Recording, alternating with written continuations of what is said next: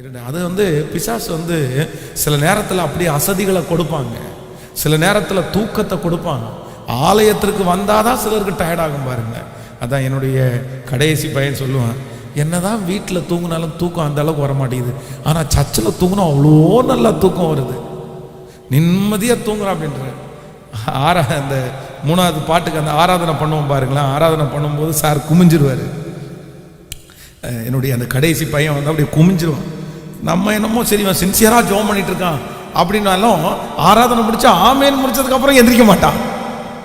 ஏன்னா இன்னும் எந்திரிக்கல, அதான் முடிஞ்சு அப்படின்னு பார்த்தா நான் ஒரு நாள் இந்த பென்சாமில் அவங்க மீட்டிங் வந்துச்சு இல்லை, அது வரைக்கும் நான் மோஸ்ட்லி பலிபீடத்தில் இருந்து நடத்துறதுனால எனக்கு தெரில. அன்னைக்கு அவர் மீட்டிங் அவர் பிரசங்கம் பண்ணும்போது நான் கீழே தான் உட்காந்துருந்தேன். அப்போ என் பக்கத்தில் தான் உட்காந்துருந்தேன். ஆராதனை பண்ணும்போது பார்த்தீங்க அப்படின்னு சொன்னால் டபக்குன்னு குமிஞ்சிட்டான். அதான் நம்ம பிள்ளைங்க எல்லாம் நைட்டு குமிக்குவாங்க பாருங்களேன், குடும்ப ஜெபம் பண்ணும்போது பார்த்துருக்கீங்களா? அப்படியே கொஞ்சம் கொஞ்சமாக ஃபஸ்ட்டு முழங்கால ஆரம்பிக்கும், அதுக்கப்புறம் அப்படி பண்ணி இப்படி அப்படியே உட்காந்து அப்படி சொன்னேன். அதுக்கப்புறம் பார்த்தீங்க அப்படின்னா 2 காலையும் மடக்கி அதுக்கப்புறம் சாஷ்டாங்கமாக விழுந்து கத்திர பழிந்துற மாதிரி அவன் சாஷ்டாங்கமாக விழுந்தான். சரி, நானும் கையை மட்டும் இப்படி வச்சுருந்தான். தலை முட்டி கை காலில் இருக்குது, தலை ஃப்ளோரிங்கில் இருக்குது. சரி, என்னமோ சின்சியராக ஜோம் பண்ணுறான் போல அப்படின்னு நினச்சிட்டு விட்டேன். அவர் வர்ஷிப்பெல்லாம் முடிச்சுட்டு செய்திக்கு போகலான்னு பார்த்தாலும் சார் அப்படியே உட்காந்துருக்காரு. நான் தட்டுன அடுத்த நிமிஷத்தில் கையை இப்படி தட்டுறான். நான் அவனை தட்டுற உடனே கையை இப்படி தட்டுறான். நான் ஜோச்சு நடிக்காத, ஆண்டவருடைய சமூகத்தில் நடிக்கக்கூடாது, ஒழுங்காக தூங்கித்தானே இருந்தேன் அப்படின்னு திரும்பி பார்த்து, நான் முழிச்சுட்டு தான் இருக்கேன், நான் ஜோம் பண்ணிட்டு. நீ ஜோம் பண்ணது முழிச்சது ப்ரேயர் முடிஞ்சு அரை மணி நேரம் ஆச்சு, எந்திரிச்சு உட்கார்றா அப்படின்னு.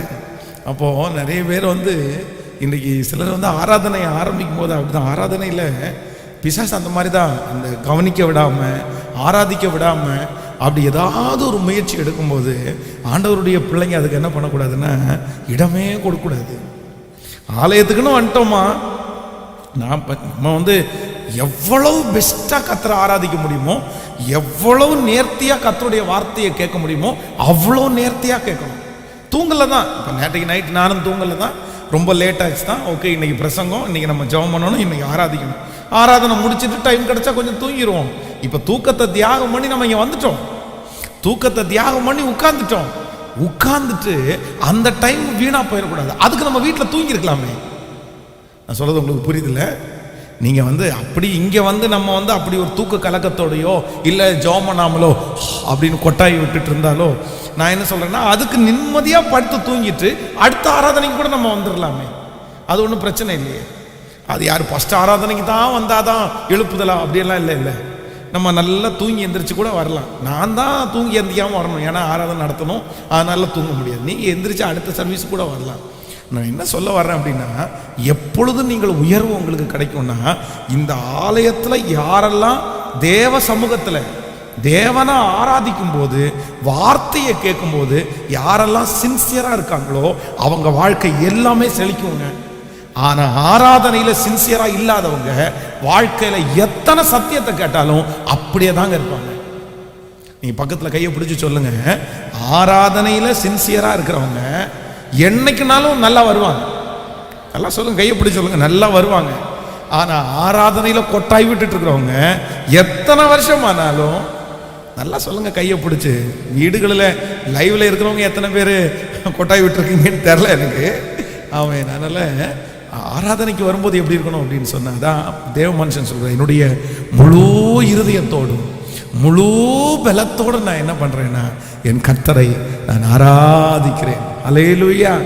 அப்போ தூக்கத்துக்கு நோனோ சொல்லணும், டாட்டா சொல்லணும், வேண்டாம். அப்படி இங்கே வந்தாச்சுனாலே நம்ம என்ன பண்ணணும் அப்படின்னா கைத்தட்டி. எனக்கு ரொம்ப சந்தோஷமாக இருந்துச்சு. ஒரு நாள் ஒரு சின்ன பையன் 5th ஸ்டாண்டர்ட் படிக்கிற பையன் அவனுடைய 2 கரத்தையும் கொண்டு போய் எனக்கு காமிச்சு என்கிட்ட சொன்னால், பாருங்கள் என் கை செவந்திருக்கா அப்படின்னு கேட்டான். அப்போ எனக்கு ஆமாம் எப்படிப்பா செவந்துருச்சு அப்படின்னு கேட்டால், ஆராதனையில் நல்லா கைத்தட்டி ஆராதித்தேன் அப்படின்னா.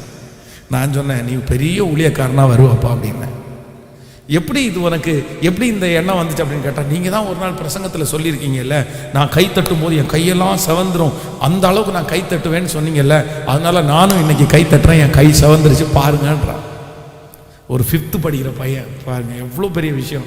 நான் உடனே ஜெபம் பண்ணிட்டேன், அவ்வளோதான், நீ ஊழியக்காரன் தான்டா, நீ கண்டிப்பாக ஊழியம் தான் செய்வேன் அப்படின்னு. அப்போ சின்ன குழந்தைக்குள்ள கூட அப்படி இருக்குல்ல. அதனால எல்லாரும் எப்படி இருக்கணும்னா விழிப்பாக இருக்க வேண்டும். ஆமே. அதுவும் இந்த மாஸ்க்குன்னு ஒன்று வந்துச்சு பாருங்களேன். அந்த மாஸ்க்குன்னு வந்ததுக்கு அப்புறம் பார்த்தீங்கன்னா அது நிறைய பேருக்கு வசதியாச்சு. கொஞ்சம் விட்டா இப்போ இழுத்து போட்டுருவாங்க போல தெரியுது. கண்ணுலேயும் வைரஸ் வந்துடும், என்ன பண்ணுறது அப்படின்ட்டு, பாஸ்டர் என் கண்ணையும் கொஞ்சம் பாதுகாத்துக்கிறேன் நான் அப்படின்னு பண்ணிடுவீங்க போல. கைகளை அசைத்து ஒரு ஹல்லேலூயா சொல்லுங்கள். கரங்களை அசைத்து ஒரு ஹல்லேலூயா சொல். ஆண்டவர் உங்கள் கூட இருப்பார், உங்களை கர்த்தர் நடத்துவார். இதுவரையில் நம்மை நேர்த்தியாய் கிருபையாய் ஆண்டவர் நடத்தி வந்தார்.